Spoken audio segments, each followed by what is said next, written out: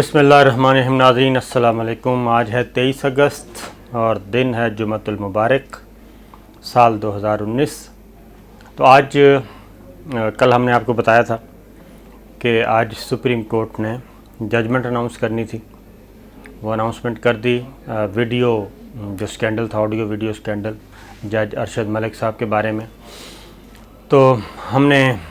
کل بھی بتایا تھا کہ اس میں ارشد ملک صاحب کا بچنا بہت مشکل ہے،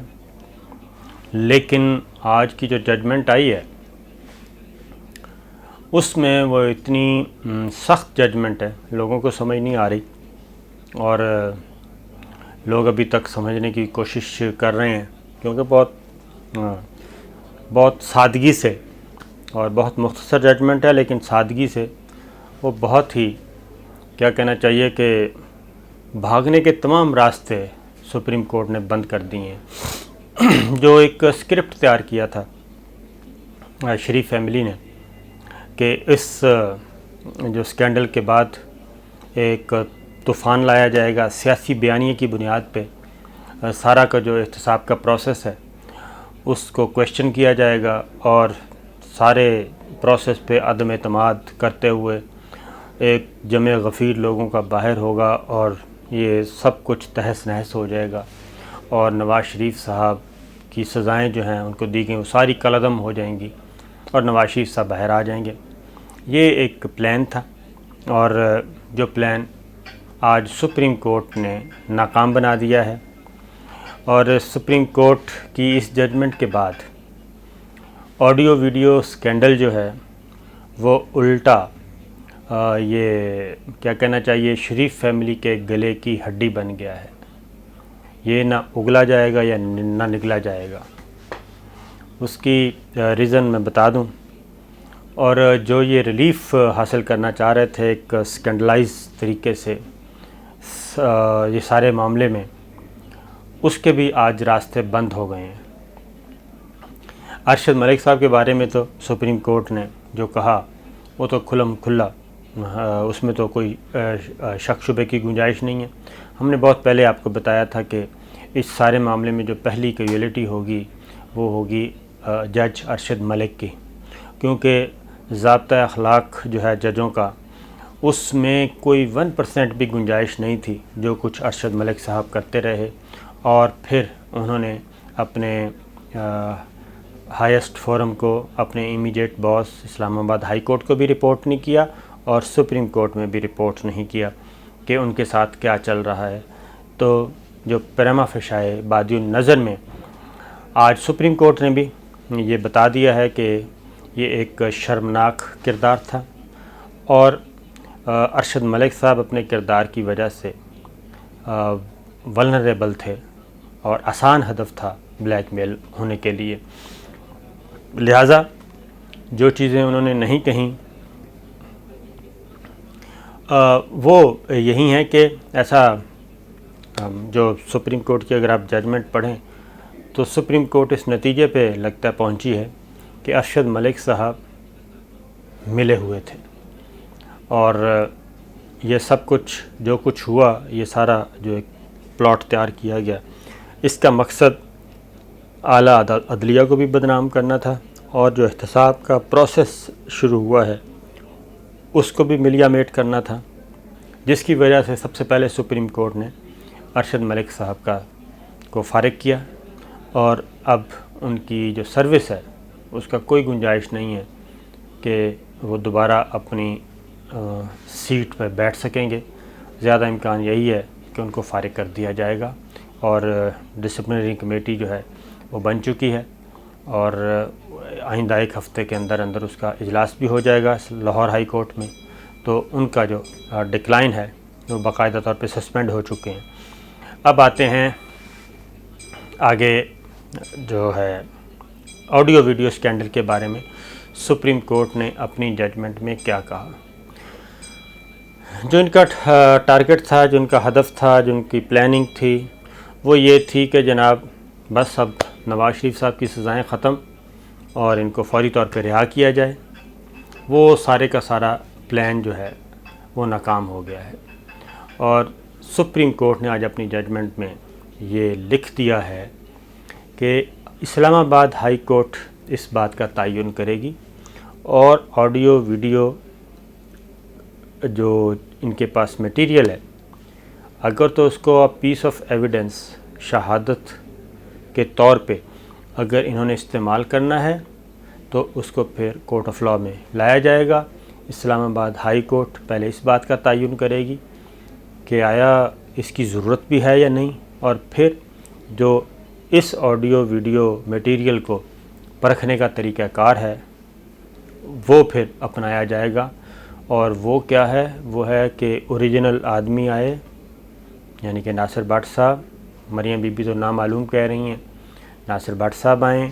وہ اپنے اوریجنل فون، انسٹرومنٹس، جو بھی آلات تھے جن سے یہ سارا کچھ آڈیو ویڈیو ریکارڈ کیا گیا وہ لے کے آئیں، پھر ان کا ایگزامن کیا جائے گا، اس کے بعد اب پیس آف ایویڈنس اگر ہے اس کو قابل قبول کیا جائے گا۔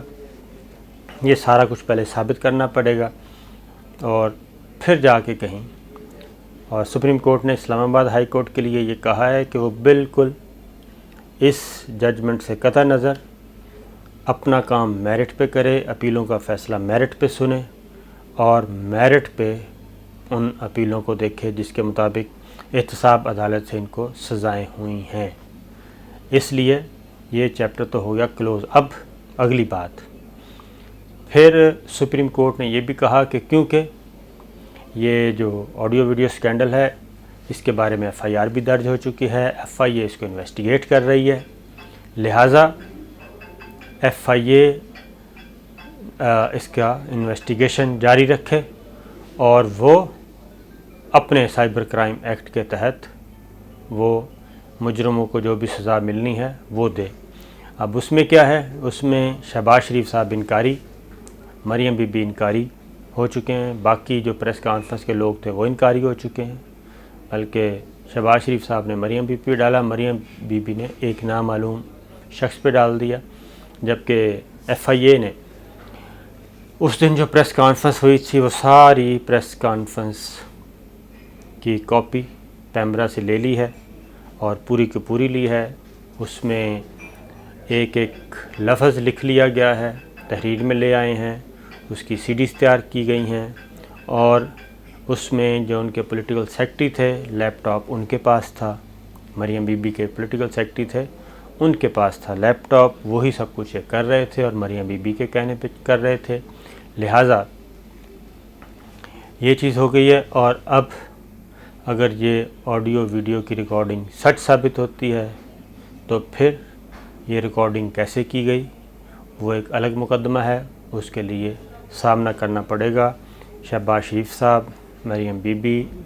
شاہد خاقان عباسی صاحب، خواجہ آصف صاحب، احسن اقبال صاحب، جو اس دن تھے، ناصر جنجوعہ صاحب، ناصر بٹ صاحب، مہر جیلانی صاحب، یہ تمام لوگ، اور میاں طارق صاحب، ان تمام لوگوں کو ایک الگ سے ٹرائل کا سامنا کرنا پڑے گا۔ اس لیے آج جو chief justice of Pakistan Asif Saeed Khosa صاحب، جو کہ ضابطۂ فوجداری کے اس وقت ایکسپرٹ اور ایک سیزنڈ جج ہیں، اور ان کی ججمنٹس دنیا میں مانی جاتی ہیں اور ان چیزوں کو سمجھتے بھی ہیں، لہٰذا ان کی آج تحریر کی ہوئی ججمنٹ جو ہے وہ ایک کیا کہنا چاہیے سنگ میل ثابت ہوگی، اور ایک بالکل احتساب کا جو عمل شروع ہوا تھا اس کو آگے تک لے کے جائے گی، اس میں رکاوٹ نہیں بنے گی۔ اب آگے چلتے ہیں کہ ان کا مستقبل کیا ہے جی۔ اب یہ سارا پروجیکٹ تو ہو گیا ناکام، لہٰذا اب میرٹ پہ سنا جائے گا، اور جب میرٹ پہ سنا جائے گا، کیونکہ نیب نے اپیلیں کی ہوئی ہیں اور بریت کے خلاف بھی اپیل کی ہوئی ہے، لہٰذا میاں صاحب کے پاس اب اس کے علاوہ کوئی راستہ نہیں۔ ایک سزا ان کو دی ہے جج بشیر صاحب نے، احتساب عدالت نے، اور ایک دوسری احتساب عدالت ارشد ملک صاحب نے دی ہے، تو اب کوئی گنجائش باقی نہیں بچتی کہ پیسے دیے بغیر ان کی رہائی ممکن ہو سکے گی۔ لہذا آج کی ججمنٹ کے بعد ایک بار پھر دوبارہ ان کے پاس ایک ہی راستہ ہے، مریم بی بی کے پاس، کیپٹن صفدر کے پاس، نواز شریف صاحب کے پاس، کہ وہ پیمنٹس دیں، پیسے دیں اور جان چھڑوائیں، ادروائز کوئی اور راستہ جیل سے نکلنے کا ہے نہیں۔ یہ تو ہے، ہم آپ کو بتا چکے ہیں۔ احتساب سے اس کے علاوہ کوئی طریقہ نہیں ہے بچنے کا، رہا ہونے کا، جیل سے نکلنے کا۔ اب انہوں نے صلاح مشورہ بھی آج شروع کر دیا۔ پہلے تو ججمنٹ سمجھ نہیں آئی تھی، پھر آئینی ماہرین تک انہوں نے پہنچائی، اور ایک دو ہمارے بھی جاننے والے ہیں، انہوں نے جو فیڈ بیک دیا ہے، انہوں نے کہا ہے کہ اس ججمنٹ کے بعد ہم نے اپنے ہاتھ پاؤں مزید کٹوا لیے ہیں، اور اس جو سکینڈل کو جو ایک پلاٹ تیار کیا گیا تھا، وہ پلاٹ آج کیا کہنا چاہیے، ایک ڈسٹ بن کی نظر ہو گیا ہے۔ اب یہ بجائے اس کے کہ ہم اس سے کو فائدہ اٹھاتے، اس سے ہمیں زیادہ نقصان ہوگا۔ اب یا تو ہمیں ثابت کرنا پڑے گا کہ یہ سب کچھ ہے، اگر ہمیں اس کو پیس آف ایویڈنس کے طور پہ ہائی کورٹ میں اور اپیلوں میں نہیں لے کے جاتے تو یہ الٹا ہمارے گلے کی ہڈی بن جائے گا۔ یہ ہے جناب آج کی صورتحال۔ اس کے بعد لہٰذا یہ معاشی دہشت گردوں کے لیے اور احتساب کے جاری عمل کے لیے اس ججمنٹ کے بعد راہ فرار کے سارے راستے آج بند کر دیے ہیں۔ تو اسی طریقے سے اب جلد پیپلز پارٹی کی طرف بھی اس طرف بھی یہی حال ہے، کیونکہ اب ان کو بھی پیمنٹس کے علاوہ اور کوئی طریقہ کار نہیں ہے۔ تو کل ہم نے ناظرین ٹویٹ میں نے کیا تھا کہ فل ڈوز ہوگی۔ ہم کیوں ایسی بات کرتے ہیں، میں کس بنیاد پہ میں کہتا ہوتا ہوں؟ اس کی ریزن یہ ہے کہ کورٹ رپورٹنگ عرصہ دراز سے کر رہا ہوں، 25 سال تو کم از کم ہو گئے ہیں کورٹ رپورٹنگ کو، 19 سال ہو گئے ہیں کورٹ رپورٹنگ، سال 2000 سے کر رہا ہوں۔ پہلا کیس ظفر علی شاہ کیس تھا، تو اس وقت سے لے کے سپریم کورٹ میں تو آرگومنٹس سننے کے بعد اور آبزرویشنز جو آتی ہیں ڈیورنگ ہیئرنگ جج صاحبان کی، جو وہ سوالات پوچھتے ہیں، وہ جو کویسچن فریم کرتے ہیں، اس سے بہت اچھی طرح اندازہ ہو جاتا ہے۔ اگر آپ امپارشل ہو کے سوچیں، خواہشات درمیان میں نہ گھسیڑیں، تو پتہ چل جاتا ہے کہ یہ کیس کس طرف جا رہا ہے۔ تو کل جب ہم نے ٹویٹ کیا تھا اور کہا تھا کہ آج فل ڈوز ہوگی، تو بہت سارے لوگوں نے اس پہ ناراضگی کا اظہار کیا تھا اور کہا تھا فیصلے سے پہلے فیصلہ، اور یہ ہو گیا وہ ہو گیا۔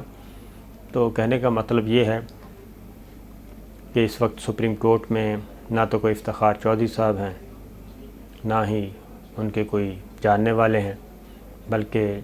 جسٹس آصف سعید کھوسہ صاحب اور ان کی ٹیم ہے، اور وہ فیصلے بڑے دھڑلے سے کر رہی ہے،